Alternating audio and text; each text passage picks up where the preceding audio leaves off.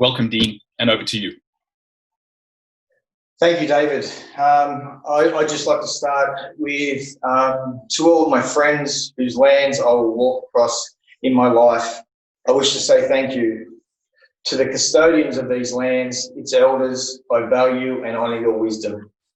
I choose to show my respect by acknowledging the injustices that have and still are perpetuated on your mob out there today.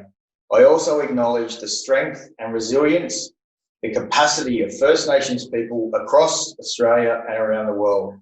My commitment to you is that I will walk together with you on your journey towards freedom and self-determination. I would also like to say thank you to Caroline Doyle for your kindness, friendship, and willingness to support people society is so willing to discard. So once again, good morning, everybody. My name's Dean Lloyd. I'm a 46-year-old man who is acutely aware that I sit in the most privileged demographic in the world, white and male. I was born south of Sydney and have been married for 11 years. I'm a father of 3 currently who lives in Sydney's inner west. Perhaps most importantly, I am a surfer. I'm a person who still experiences discrimination and disadvantage as a result of a terrible decision I made 20 years ago. Most importantly, I want you to know that I'm more than that poor decision. Today, I have been invited to share with you my personal experience of the New South Wales criminal justice system through the lens of a criminalised person and a person who has chosen to work with people exiting prison. This is a topic I could talk for hours and hours on end about. As I was putting together this, my notes for today, many things come to mind. These are 6 things that really stood out and I want to highlight about my experience. Number 1, the detrimental impact of corrective services industries running New South Wales prisons and commoditising people. 2, the profoundly dehumanising process of prison. 3, how I become so desperate in heroin addiction that I accidentally stabbed a 60-year-old lady with a dirty syringe. 4, the longer I spent in prison, the easier it got to stay there. 5, how a 4-year prison sentence has turned into a life of perpetual punishment.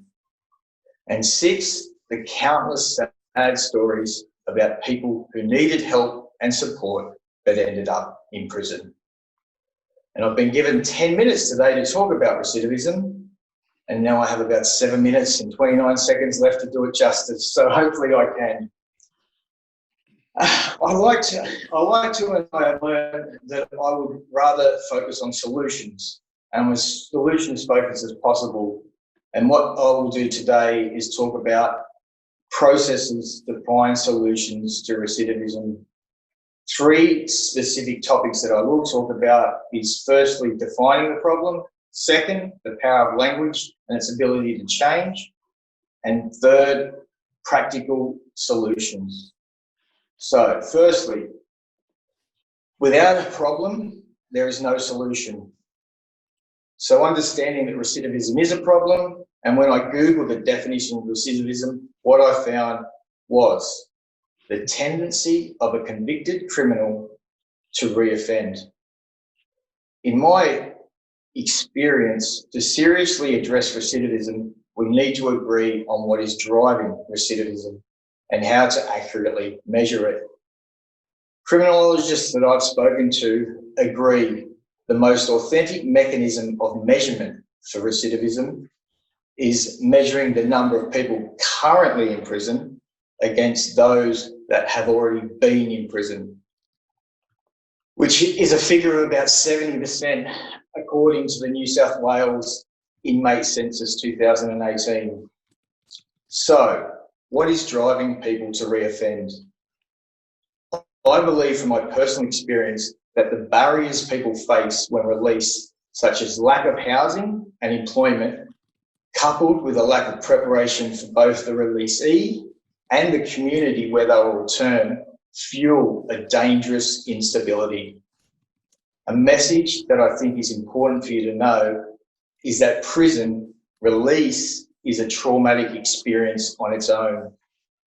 Moving from prison, a world that is familiar and accepting of who you are and what you might have done, back into a community, a place so foreign, unforgiving, rejecting of you as a person and your attempt to assimilate.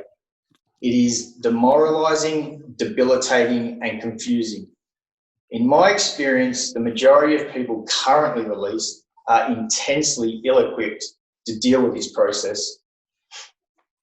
So what they will do is resource themselves with familiar coping strategies such as drug and alcohol use in order to feel safe and survive this hostile experience. Drug and alcohol use is an actual parole violation for so many. It is these parole conditions designed to reduce recidivism, but actually end up fueling it. This is one of many examples of how current methods of reducing recidivism actually drive it. So, topic 2, language and its essential role. Labels are good on jars, not people. The language we use and the stories we tell have great significance to those involved.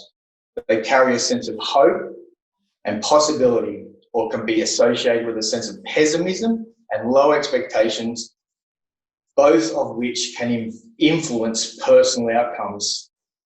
Think about the language that is currently used to describe people exiting prison. It is so debilitating. Words such as offender, parolee, criminal, and inmate keep people identified as the problem. To be released, one must be risk assessed, required to address criminogenic needs. You are told not to consort with bad people, just like you, reinforcing the stigma you will carry with you for the rest of your life. Bad, damage, a perpetual risk. Alternatively, imagine being released using this language. We now invite you to participate and contribute to our community. How would you like to contribute? How can we help you achieve this? Some examples of how language is currently used to manipulate and confuse public perception about the criminal justice system are, well, the very term corrective services. For all my involvement with corrective services, I'm yet to witness anything they have corrected. The term criminogenic needs, there is no such thing. People are human, they have human needs and deserve to be treated humanely. So now on to the practical solutions. I take a systemic approach in my attempt to change our antiquated, punitive criminal justice system. My perspective is that society's inability to address its problems, to address the problems it creates, results in the necessity for our current criminal justice system. In my experience, prison provides a palatable and convenient solution that supports society to ineffectually outsource its problems by labelling people as bad and locking them in cages under the guise that we are keeping the community safe.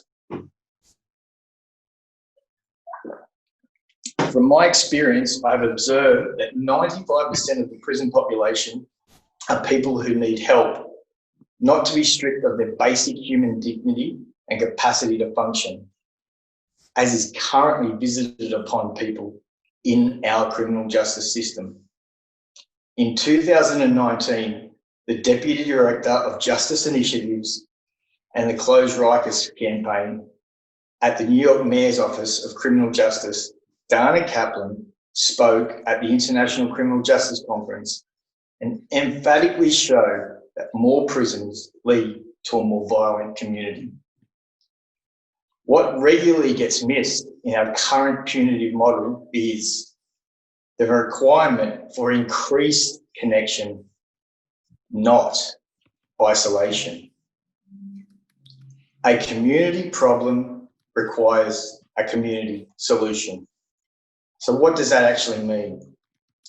It means that when we take a systemic approach that supports communities where the vast majority of prisoners come from to increase their capacity by promoting inclusion, creating social capital, strengthening bonds, empowering through self-determination and social values, and taking a collaborative and supportive approach to people who need help.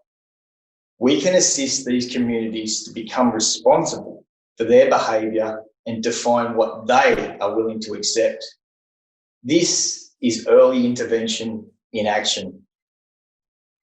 I've recently written and delivered a pre- and post-release employment program within 3 New South Wales metropolitan prisons. Through this work, it became apparent to me that it was both prisoners and employers that required education, support and training in order for these post-release initiatives to be successful. Now, this has become the foundation for my criminal consulting business. Based on my own experiences, I think there are 6 areas that we can focus on to increase capacity and support change. 1,